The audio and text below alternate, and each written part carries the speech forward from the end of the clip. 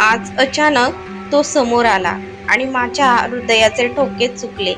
आजही त्याला पाहून जीव घाबरा होत होता. मन कासावीस होत होते. हातपाय थंड पडले होते. मी त्याच्यावर एक कटाक्ष टाकला. तो मला पाहून गोड हसला, पण मला मात्र तेही अवघड जात होते. भरलेल्या डोळ्यांनी नजर चोरत मी ट्रेनमध्ये चढले.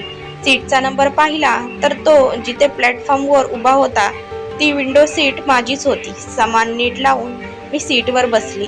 न राहून त्याच्यावर एक नजर टाकली. तो मलाच हात हलवून बाय करत होता. नकळत मीही त्याला हात हलवून निरोप घेतला. मी मुंबईला निघाली होती, पण तो कुणाची तरी वाट पाहत तिथेच थांबला होता. ट्रेनने हॉर्न दिला आणि चालू झाली. तसे डोळ्यातील अश्रू हवेत तरंगू लागले. ट्रेनचा वेग वाढला तसा तो दिसेनासा होत गेला आणि माझ्या आठवणी परत ताज्या झाल्या. 10वीचं शेवटचं वर्ष होतं, शाळेचं आणि माझ्या प्रेमाचंही. कारण पुढच्या शिक्षणासाठी निनाद मुंबईला जाणार होता, पण माझं मात्र फक्त कॉलेजच बदलणार होतं. गेली 5 वर्ष म्हणजे इयत्ता 5वी पासून मी त्याच्यावर प्रेम करत होती. तशी मी एकदम बिनधास्त मुलगी, त्यामुळे मुलांशी बोलण्यात मला काही वावग वाटायचं नाही. त्यात प्राथमिक इयत्तेत अव्वल आलेली, त्यामुळे जमिनीवर बसून प्रत्येक मुलाला अभ्यासात मदत करणे ही आमच्या बाईंची शिकवण. पण बेंचवर बसल्यावर मुली आणि मुलांमध्ये एक मोठी भिंत असते हे मला प्राथमिकमध्ये येऊन कळलं.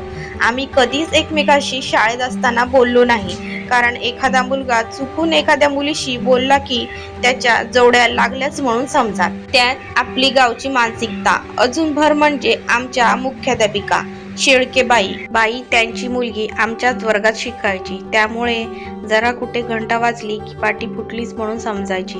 त्यामुळे जे काय असायचं ते नजरेतच. त्याने मला पाहणं, मी त्याला पाहणं, कधीतरी दोघांची नजर मिळणं, मग एकाने हळूच नजर चोरणं, मग स्वतःशीच हसणं. समोरच्या बेंचवर बसलेल्या त्याला पाहण्यासाठी पुस्तक उगीचच बेंचवर उघडून डोकं हातावर ठेवून बेंचचा टेका घेणं आणि बेंच रोटेशन, त्यांची तर मजा वेगळी होती.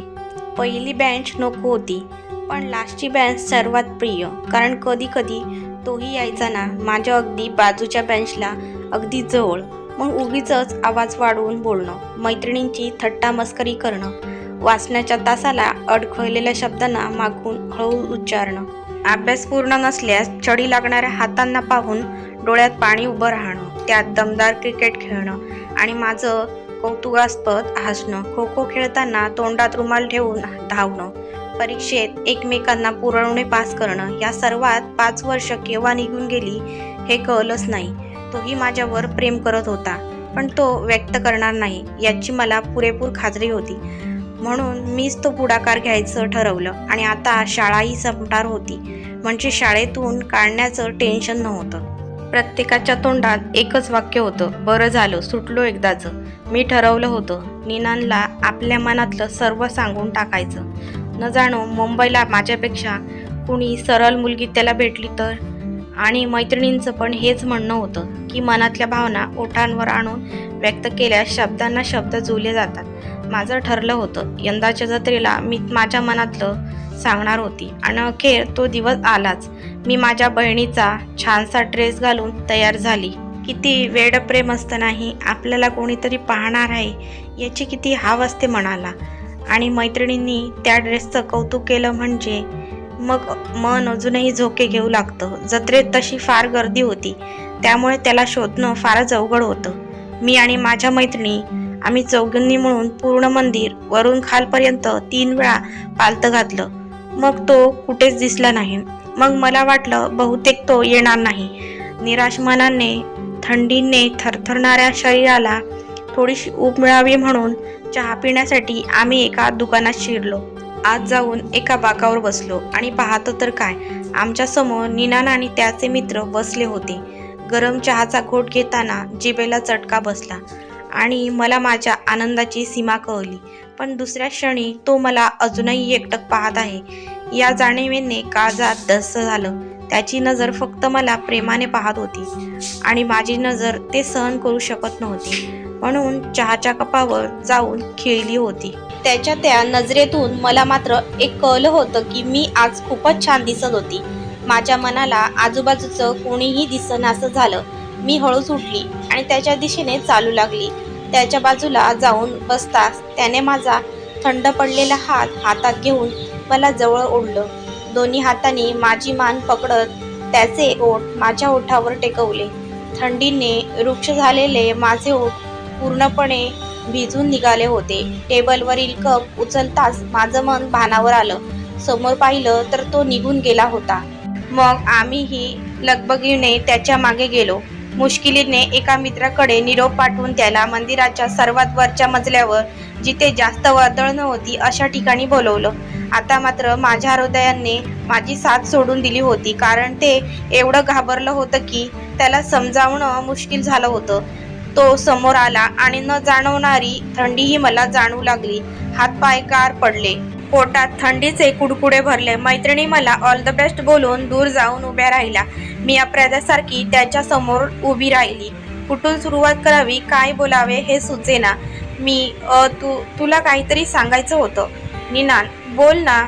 मी तुला राग नाही ना येणार? निनान, नाही, बोल. मला तू खूप खूप आवडतोस. माझं तुझ्यावर खूप प्रेम आहे. निनान हसतो. मी गेली 5 वर्ष मी तुझ्यावर प्रेम करते. निनान, माहिती आहे मला, पण एवढी पब्लिसिटी का केलीस? मी खरंच प्रेम करते रे तुझ्यावर. मला भीती नाही कुणाची. निनान, असं प्रेम नाही होत ना. माझं चुकलं का? निनान, नाही. मी विचार करून सांगतो. आता मी पूर्णपणे कोसळली. मी रडतच, निनान, प्लीज मला नाही म्हणू नकोस रे. प्लीज मी मरून जाईन रे. प्लीज मला नाही म्हणू नकोस. निनान, रडू नकोस. मी सांगतो तुला. कॉल कर मला. माझ्या तोंडात फक्त एकच वाक्य होतं, मला नाही म्हणू नकोस. कारण जेव्हा एखादा व्यक्ती विचार करतो असं बोलतो, याचा अर्थ त्याचं प्रेम नाही आहे आणि नंतरही तो नाहीच म्हणणार आहे. तो जत्रेतून लवकर निघाला, कारण त्याला मुंबईला जायचं होतं. त्याचा उदास चेहऱ्याने मी निरोप घेतला. एका मित्राच्या मदतीने दुसऱ्या दिवशी लगेच मी त्याला फोन केला. त्याने मला होय म्हणून सांगितलं. हो, मी तुझ्यावर प्रेम करतो आणि माझा आनंद गगनात मावेना. कदाचित सर्वांसमोर त्याला सांगायला भीती वाटत होती असेल, म्हणून त्याने मला फोन करायला सांगितलं असेल. पण त्याने मला होय म्हटलं, याचाच मला जास्त आनंद होता. मग आमचं प्रेम फोनवरच बहरू लागलं. कॉलेज सुटल्यावर कॉईन जमा करून त्याला PCOने फोन करावं, हेच माझा रोजचं काम झालं होतं. सकाळी 7 ते दुपारी 1 वाजेपर्यंत काहीही न खाता लेक्चर अटेंड करणं फार त्रासदायक असायचं. पण पॉकेट मनी म्हणून मिळणारे 10 रुपये जर खाल्ले तर त्याला फोन कसा करू या विचाराने भुकेलाही मी माझी सवय बनवली होती. पण त्याचं तुटक आणि मोजकच बोलणं मला फार अस्वस्थ करत होतं. मी होकार देण्यासाठी जबरदस्ती केली याची सतत जाणीव करून देत होतो. मी आत्महत्या वगैरे करेन म्हणून त्याने मला होकार दिला असेल का? छे, असं काही नसेल. त्याच्या आजूबाजूला त्याचे आई वडील किंवा कोणी नातेवाईक असतील. मुंबईच्या छोट्याशा घरामध्ये लँडलाईनवर बोलणं फारच मुश्किल होत असेल ना. आणि तसं पण तो आपल्या वडिलांना घाबरतो, हेही तेवढंच खरं होतं. पण माझे हे सारे तर्ककुतर्क त्याने समोरून एक फोन करताच दूर होऊन जायचे. माझ्या शेजारच्या काकांकडे अधूनमधून तो फोन करायचा. मग असं वाटायचं टाळी द्यायला मीच हात पुढे करत नाही आहे, पण तोही तेवढा जोर लावतोय. आणि मनात परत एक जोश निर्माण व्हायचा. 5-6 महिने झाले असतील आमच्या प्रेमाला. या दरम्यान खूप मुलांनी मला प्रपोज सुद्धा केलं होतं, पण मला त्याच्या एवढा कधीच कुणी भावला नव्हता. पण मग अचानक बिघडलं कुठे? तू माझ्याशी लाडाने बोलावे असे नेहमी वाटायचं, पण तुझ्या मोजक्या बोलण्यात मी सुखी होती रे. तू बोललेला कशी आहेस हा शब्दही मला आपलासा वाटायचा. तू दूर होतास, पण त्या फोनवर तू मला प्रत्यक्ष समोर आहेस असा भास व्हायचा. काहीच तर अपेक्षा नव्हत्या ना रे माझ्या. मग का केलं असं? का बदललास तू असा? का?